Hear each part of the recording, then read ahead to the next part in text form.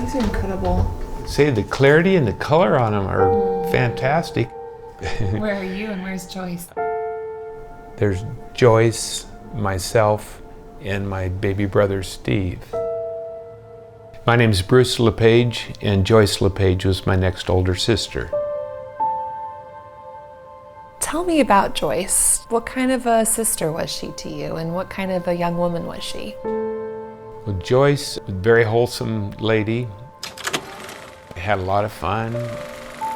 She had bicycled all over the area and traveled around. She loved to dress nicely, and I think it made my mom a little bit mad that Joyce's budget for clothing was probably a little higher than it should have been. Let's see what we got here. Now here, this is kind of a cute picture. We didn't have a swimming pool, so we just jump in the canal. What memory or thought comes to mind when you think about your sister? Just playing together and working together. 54 years now that she's been gone, and of course that's a lifetime. Yeah, she was a special person. She had no enemies, it was all friends. And this is the photo of Joyce getting ready to go off to college. Everything kind of flipped completely, the world turned over.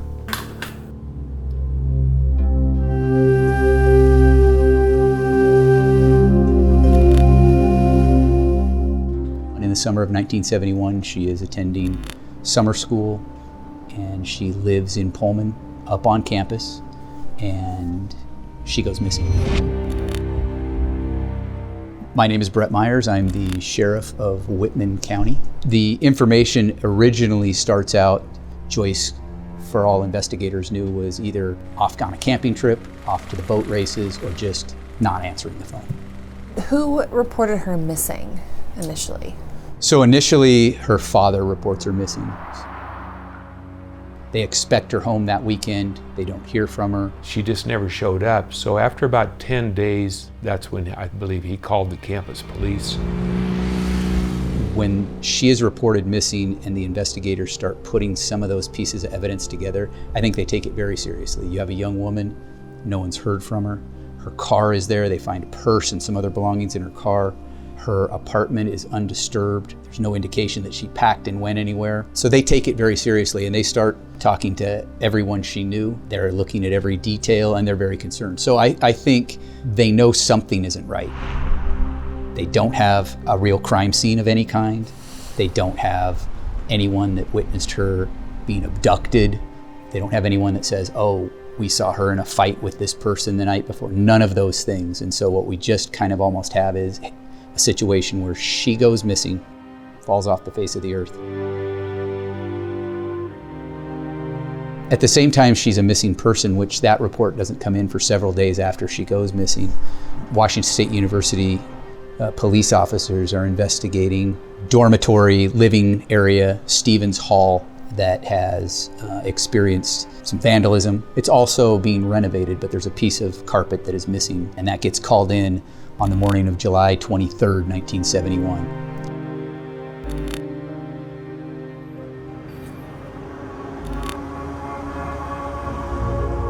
We're on top of campus at WSU. This is the building, Stevens Hall. It just brings back the memories of Joyce. This is Stevens Hall. It was closed back when Joyce was a student here. Often she would sneak in, sometimes to play the piano, sometimes to study, maybe just have an evening for herself. It's also where detectives believe she was last seen alive. We know that Joyce at times would go to that very location and she would spend the night there. She was more comfortable, I think, spending the night there than she was sometimes in her own apartment. And again, that's another interesting facet of the investigation. Like, she's got an apartment 3 blocks away, yet she's choosing to spend the night in Stevens Hall, which is under renovation, kind of in a common area of Stevens Hall, but they find her belongings there. So that's another interesting thing. Like, why is this missing young woman's belongings here, and why do we have a piece of missing carpet? At the time, when your sister was reported missing and she didn't show up, were you initially worried, or when did that worry start to settle in? We knew there was something serious going on. In April, body is discovered in Hawaii Canyon, about 10 to 12 miles outside of Pullman, down in a ravine where there's a seasonal creek bed. As luck would have it, we don't really have a lot of people that go hunting garnets in the creek bed in the Hawaii Canyon and at the exact spot, but there happens to be some people that are down in a canyon area, they're in a creek looking for garnets, and they stumble across what they believe looks like human skeletal remains. Those remains are wrapped up in a couple of blankets and in a piece of carpet that matches the piece of carpet missing from Washington State University.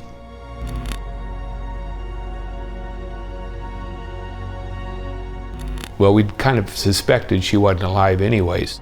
It was just a relief, I think, more than anything. We could have a funeral for her. How did she die? Do we have that answer? I really don't think we do. If this is somewhat of a crime of passion, you would anticipate or expect there to be some sort of scene of struggle, and there wasn't. And Joyce's apparently was probably stabbed to death because of the FBI went ahead and saw what appeared to be knife marks in her rib area. The thought is that that's what happened, but then what's strange is that if she was killed there in Stevens Hall, there was no evidence that showed up. No blood. You'd expect if she was stabbed to death there in the room, there'd be blood all over the place. But Joyce's body was wrapped in a family blanket and apparently 2 army blankets and the carpet piece out of Stevens Hall. Whoever would do that took the time to go ahead and wrap her up and take her about 10 or 12 miles away from the campus into an area that you would pretty well have to know where you were at. It was just a pretty unfortunate, body dump case. She was pushed down the side of this gully. I highly doubt that this individual actually hiked down there. And it's very steep. It is very steep, and climbing out of there, really, really hard. Joyce's murder has kind of brought people from all different paths together to see if we can find out what actually happened.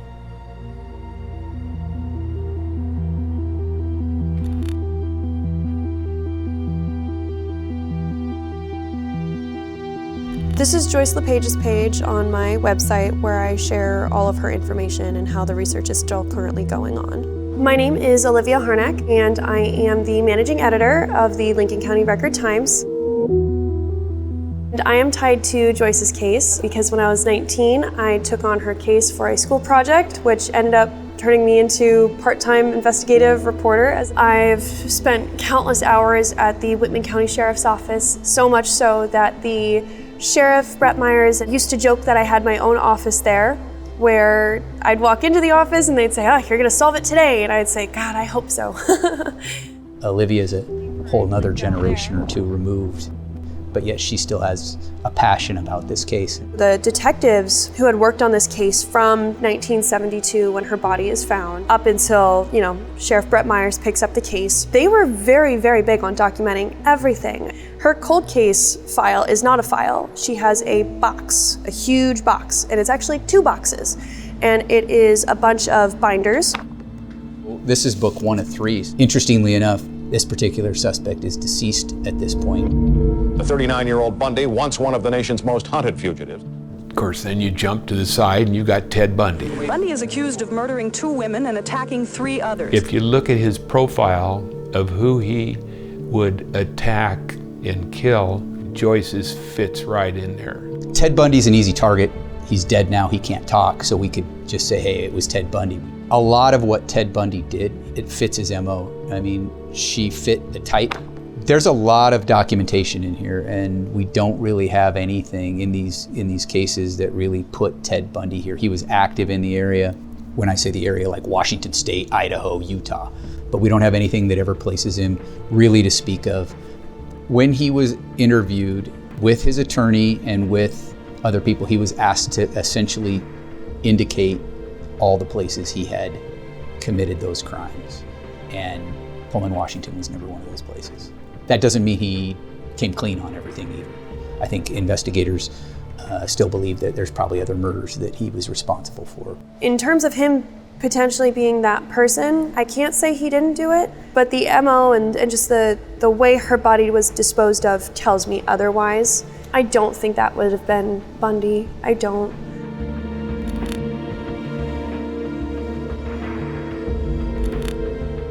Serial killer Ted Bundy was executed Tuesday in Florida's electric chair.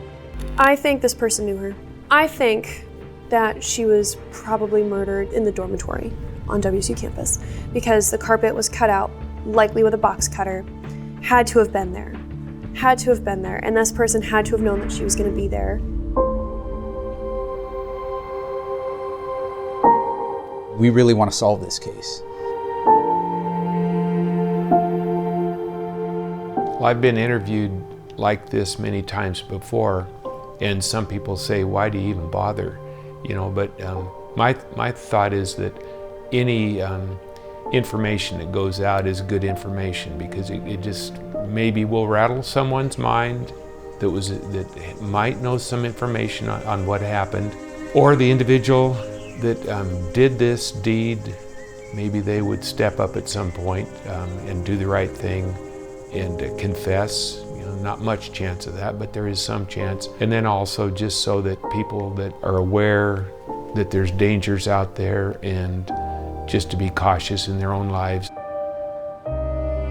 When I think about Joyce, I think about the lasting impact that she's had. I do think somebody is responsible for what happened to her, and somebody definitely tried to hide her remains.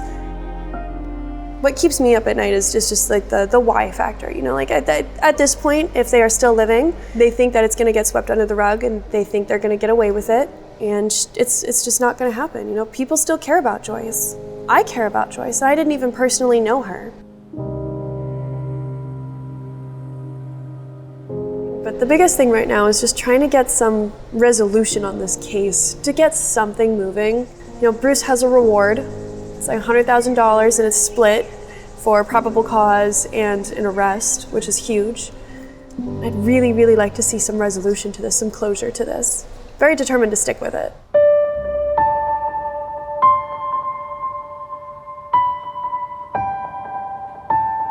So you got to keep hope up, and maybe a miracle will happen.